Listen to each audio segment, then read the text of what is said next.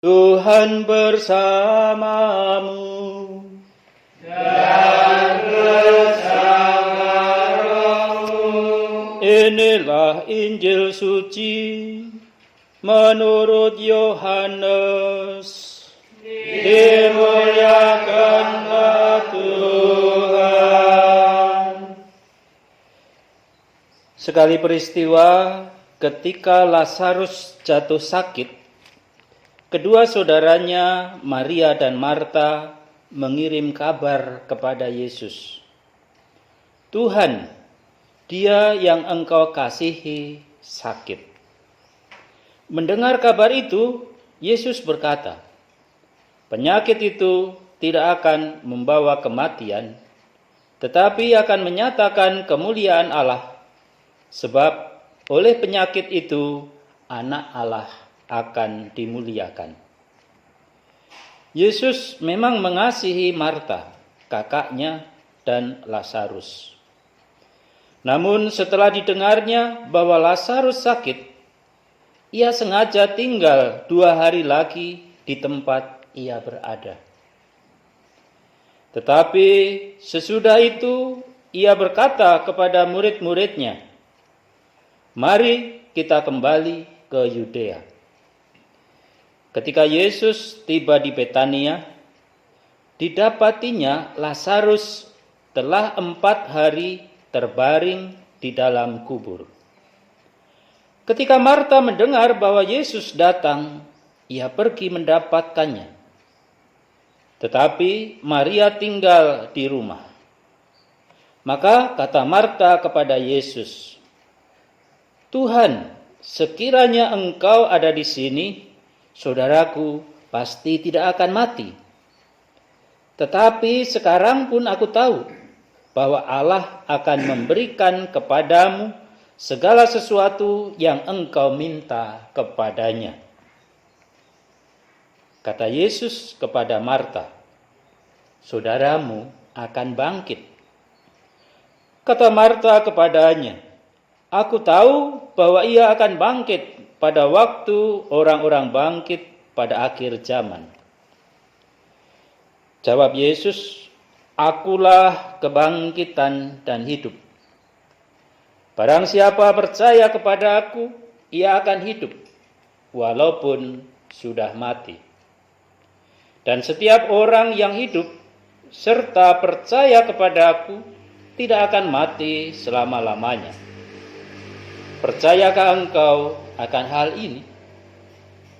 Jawab Marta, ya Tuhan, aku percaya bahwa engkaulah Mesias, anak Allah, dia yang akan datang ke dalam dunia. Kemudian ketika melihat Maria menangis, Yesus sangat terharu dan berkata, di manakah dia kamu baringkan? Jawab mereka, Tuhan, marilah dan lihatlah. Maka menangislah Yesus.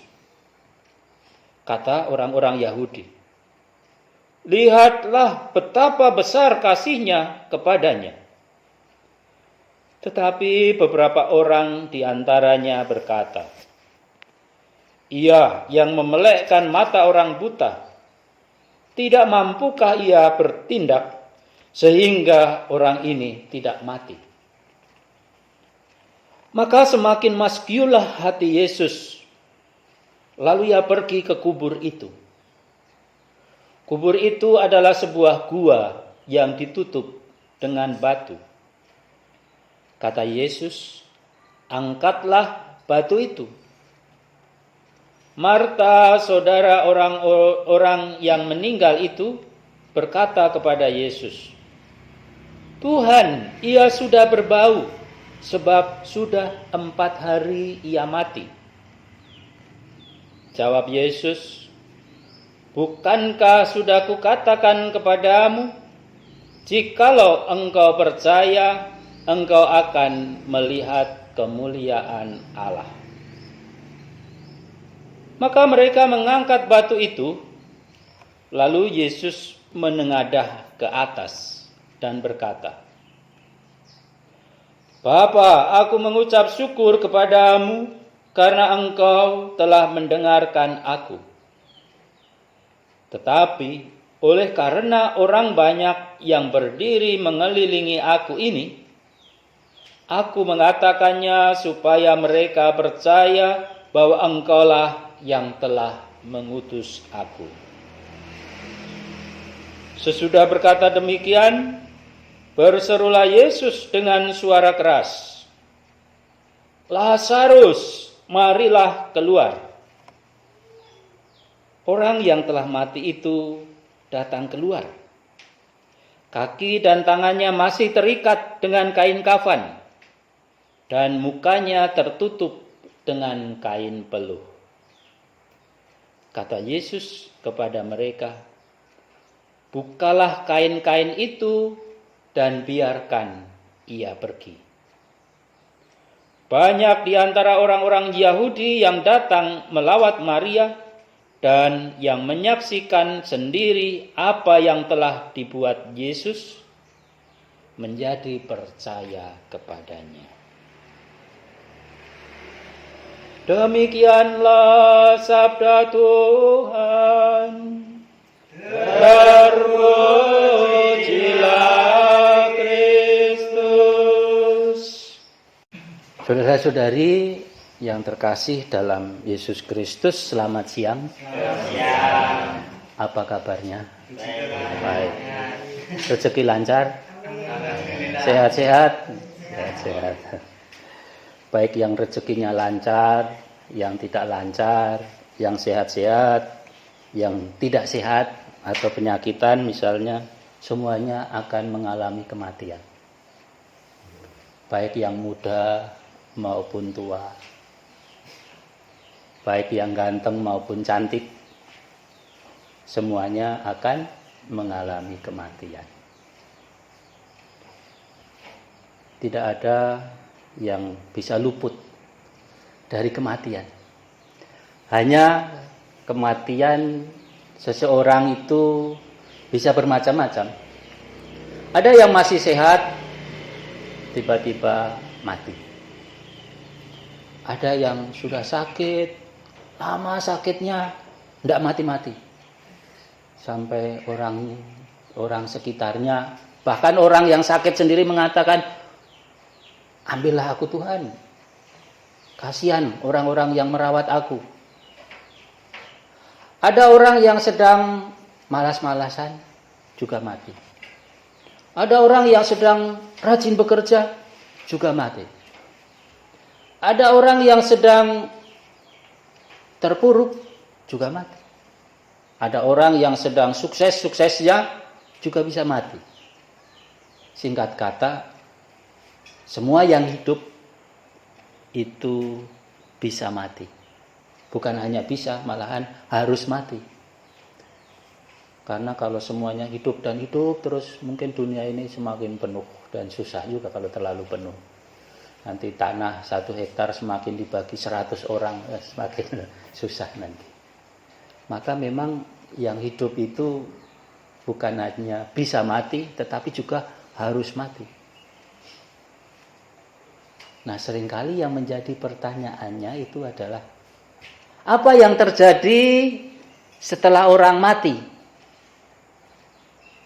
Ada orang yang mengatakan, memberi kesaksian, orang-orang yang mati suri katanya ya. Mereka melihat cahaya, terus dituntun sama orang, malaikat atau apapun itu, yang mau mengajak ke cahaya itu.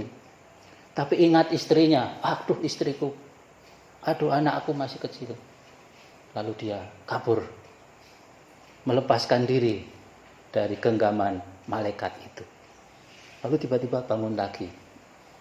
Ada orang yang mati konon katanya, lalu dibawa ke neraka. Ngeri melihat neraka, lalu balik lagi. Tidak tahu itu cerita benar atau cerita bohong. Apakah mereka benar-benar mengalami seperti itu atau tidak? Kita tidak tahu.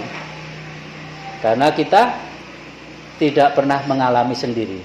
Atau ada yang pernah mengalami sendiri di sini? Minta tolong diceritakan, tapi dengan jujur ceritanya, jangan ditambah-tambahi. Nah, saudara-saudari yang terkasih dalam Yesus Kristus, hari ini kita merayakan perayaan Ekaristi, hari Minggu Prapaskah yang kelima. Ketiga bacaan yang hari ini kita baca dan kita dengar sama-sama berbicara tentang kematian. Apa yang terjadi setelah kematian? Itulah yang senantiasa menjadi sebuah misteri yang tidak seorang pun tahu secara persis apa yang terjadi. Hanya kitab suci mengatakan demikian dalam kitab nubuat Yehezkiel. Demikianlah firman Allah. Sungguh aku akan membuka kubur-kuburmu. Kubur-kubur itu kalau ditanam atau dikuburkan seperti kita mungkin didonggali semuanya. Setelah itu apa yang terjadi? Aku akan membangkitkan kamu dari dalamnya. Saudara-saudari yang terkasih dalam Yesus Kristus, mungkin kita pernah melihat film-film di mana orang mempunyai kekuatan. Lalu kuburnya itu lalu merekah semuanya. Lalu orang yang ada di dalam kubur itu bangun, lalu bangkit. Dan dia kemudian menjadi seperti robot, menjadi seperti zombie yang mengikuti dan melaksanakan apa yang menjadi kehendak orang yang membangkitkan itu. Ada yang loncat-loncat. Terus nanti kalau ditempeli kertas, dia diam. Kalau kertasnya diambil, dia gerak lagi. Apakah seperti itu kebangkitan orang mati itu? Atau orang yang mati itu nasibnya nanti sama seperti dalam sebuah film-film, ada hantu yang balas dendam, ada hantu yang nakut-nakutin anak-anak yang nakal-nakal, ada hantu yang nakut-nakutin suami-suami atau istri-istri yang nakal-nakal.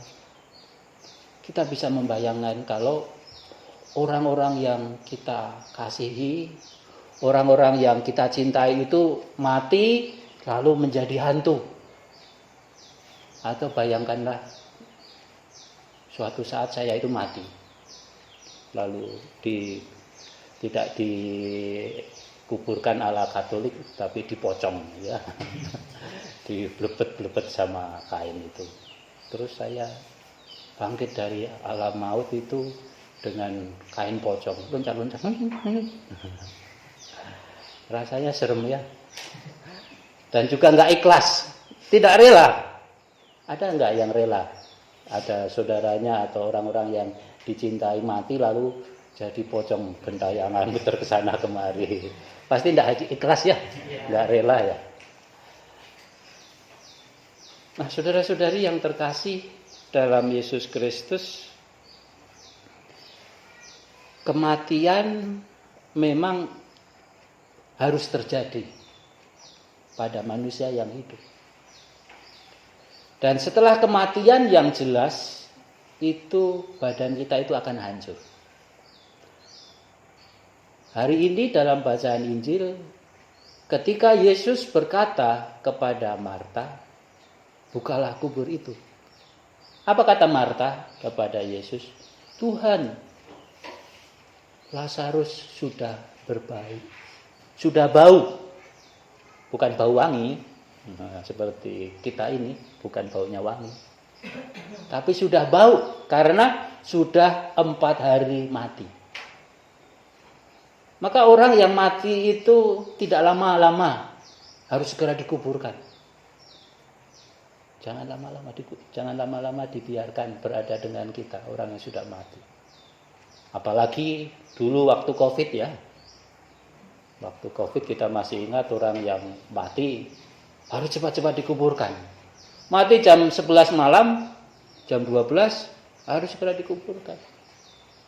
Bahkan keluarganya pun juga tidak bisa melihat lagi saudaranya yang telah mati itu. Beberapa kali saya diminta untuk memberkati jenazah waktu awal-awal COVID itu. Jenazahnya sudah ada di dalam ambulans, kita dari jauh juga merujiki. Nggak boleh deket-deket Romo. Oh ya, mundur lagi. Padahal udah jauh rasanya, tapi suruh mundur lagi. Wah, akhirnya nyampe tidak ini, lempar jauh-jauh. Karena orang yang sudah mati nanti menjadi busuk, berbau. Apalagi manusia, tikus saja yang badannya kecil itu, kalau sudah mati menjadi bangkai, waduh kita ini kelabakan. Mana ini baunya? Ada di mana? Cari sampai ketemu. Kalau enggak repot kita. Apalagi ternyata masuk sumur, wah repot itu. Harus nguras sumur dan lain sebagainya.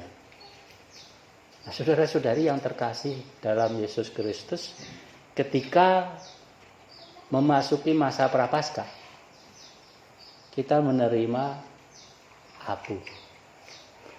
Dan pada waktu menerima abu itu kita diingatkan, manusia dari abu dan nanti kembali menjadi abu. Dan apakah setelah menjadi abu lalu selesai? Tidak. Setelah menjadi abu, lalu nanti pada suatu saat, seperti dalam bacaan yang pertama dari kitab Yeskiel itu, Allah akan membangkitkan mereka yang telah menjadi abu itu menjadi tanah kembali, dibentuk lagi menjadi manusia seperti sekarang ini. Hanya manusia yang lebih sempurna. Hanya manusia yang tidak lagi akan mengalami kematian lagi. Lazarus yang telah mati 4 hari itu dikuburkan lalu dibangkitkan oleh Yesus, nanti akan mengalami kematian lagi.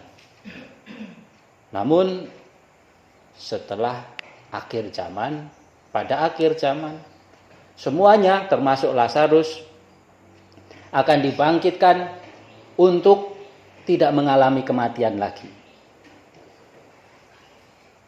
Iman kepercayaan kita mengatakan sebagian akan menikmati kebahagiaan abadi bersama Bapa di surga dan para kudus. Sebagian lagi akan mengalami siksa abadi. Namun dalam bacaan yang kedua dari surat Rasul Paulus kepada jemaat di Roma, Paulus memberikan penegasan keyakinan iman kepada kita.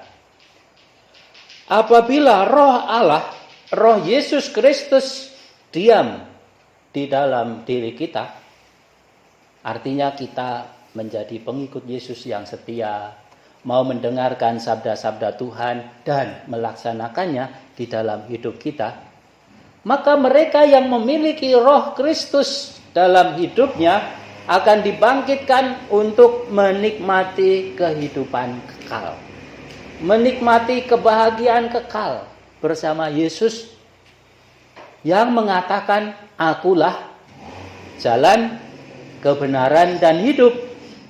Barang siapa percaya kepadaku, ia akan hidup walaupun sudah mati. Artinya sudah mati, sudah berbau, menjadi tanah lagi, dibangkitkan untuk mengalami kehidupan kekal bersama Yesus. Syaratnya apa? Memiliki roh Tuhan di dalam hidup kita. Setia bersama dengan Yesus dalam persekutuan. Bukan sendiri-sendiri, tetapi dalam persekutuan bersama-sama dengan teman-teman. Sebab Yesus memanggil para murid itu bukan untuk hidup sendiri-sendiri, tetapi untuk hidup dalam komunitas, hidup bersama dengan teman-teman. Nah, saudara-saudari yang terkasih, mari dalam perayaan Ekaristi ini kita mohon rahmat Tuhan, agar dalam hidup kita sungguh-sungguh boleh memiliki roh Tuhan itu, memiliki semangat Yesus Kristus. Ajaran-ajaran Yesus Kristus kita dengar, kita baca, kita renungkan, dan kita laksanakan, serta terus kita imani hingga akhir zaman. Sebab kita percaya seperti apa yang dikatakan oleh Yesus, Ia adalah jalan, kebenaran, dan kehidupan. Barang siapa yang percaya kepadanya akan memiliki kehidupan yang